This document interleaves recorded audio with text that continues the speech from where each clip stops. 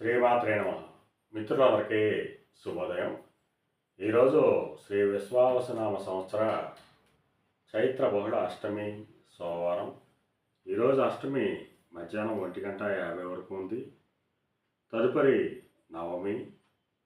ఈరోజు ఉత్తరాషాఢ నక్షత్రం ఉదయం 8:04 వరకు ఉంది. తదుపరి శ్రవణం.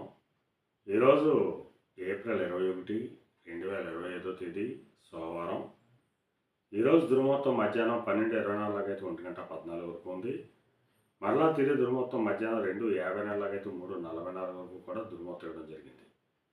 వర్జ్యం మధ్యాహ్నం 12:06 అయితే 1:42 వరకు కూడా వర్జ్యం ఇవ్వడం జరిగింది. ఈరోజు పంచాంగరీత్యా ఈ రకమైనటువంటి ఫలితాలు గోచరిస్తున్నాయి. అలాగే ఈరోజు నక్షత్రం అయినటువంటి శ్రవణ నక్షత్రం ఎవరికి తారాబలం కుదురుతుందో మనం పరిశీలించినట్లయితే అశ్విని, కృత్తిక, మృగశిర, ఆరుద్ర, పుష్యమి, మక, ఉత్తర, చిత్త, స్వాతి, అనురాధ, మూల, ఉత్తరాషాఢ, ధనిష్ట, శతతార, ఉత్తరాభద్ర. ఈ నక్షత్రంలో జన్మించినటువంటి మన మిత్రులందరికీ కూడా ఈరోజు నక్షత్రం అయినటువంటి శ్రవణం అనుకూలంగా ఉంటుంది. అందువల్ల ఇప్పుడు చెప్పుకున్నటువంటి నక్షత్ర జాతకులందరికీ ఈరోజు శుభకరంగా ఉండే అవకాశం ఉంది. అలాగే ఈరోజు రాశిఫలాలను మనం పరిశీలించినట్లయితే మేషరాశిలో జన్మించిన వాళ్ళకి ఉద్యోగ అవకాశాలు పెరిగేటువంటి అవకాశం ఉంటుంది. వృషభ రాశిలో జన్మించిన వాళ్ళకి పితృరాజధానికి సంబంధించి శుభవార్తలు వింటారు.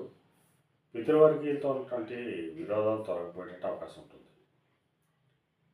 మిథున రాశిలో జన్మించిన వాళ్ళకి అతి సామాన్యంగా ఉంటుంది. ఆరోగ్యభంగా ఏర్పడుతుంది.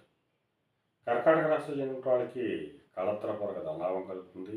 ఆరోగ్యం చేకూరుతుంది. సింహరాశిలో జన్మించిన వాళ్ళకి శత్రుభయం కలుగుతుంది. కన్యారాశిలో జన్మించిన వాళ్ళకి సంతానానికి సంబంధించి శుభవార్తలు వింటారు. తులారాశిలో జన్మించిన వాళ్ళకి ఆకస్మిక ప్రయాణాలు చేయవలసిన అవసరం ఉంటుంది. ధనురాశిలో జన్మించిన వాళ్ళకి ధనాదాయ వనరులు వృద్ధి చెందేటువంటి అవకాశం ఉంటుంది. వృశ్చిక రాశిలో జన్మించిన వాళ్ళకి పరాక్రమంతో ఆదాయ వనరులు ఏర్పడతాయి. మకర రాశిలో జన్మించిన వాళ్ళకి ఆరోగ్యం చేకూరుతుంది. కొద్దిపాటి కార్యజయం కలుగుతుంది. కుంభరాశిలో జన్మించిన వాళ్ళకి అనారోగ్య సూచన కలుగుతుంది. ధనవ్యయం కలుగుతుంది. మీనరాశిలో జన్మించిన వాళ్ళకి చేసేటువంటి వ్యాపారాలు లాభసాటిగా సాగేటువంటి అవకాశం ఉంటుంది. ఈరోజు ద్వాదశ రాశి ఫలితాలు ఈ రకంగా తెలియడం జరిగింది. అలాగే ఈరోజు అష్టమి సోమవారం.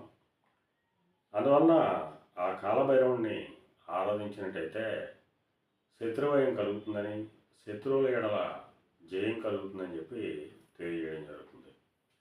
అలాగే ఈరోజు సముద్రయానం చేసిన వాళ్ళు కానీ, సముద్రోత్పత్తులు ప్రయోగాలు చేసిన వాళ్ళు కానీ, వస్త్ర వ్యాపారులకు కానీ శుభకరంగా ఉండే అవకాశం ఉంది. అలాగే మళ్ళా రేపు శుభోదయం కార్యక్రమంలో మరిన్ని విషయాలు తెలుసుకుందాం. అంతవరకు మన మిత్రులందరికీ మరొకసారి శుభోదయం.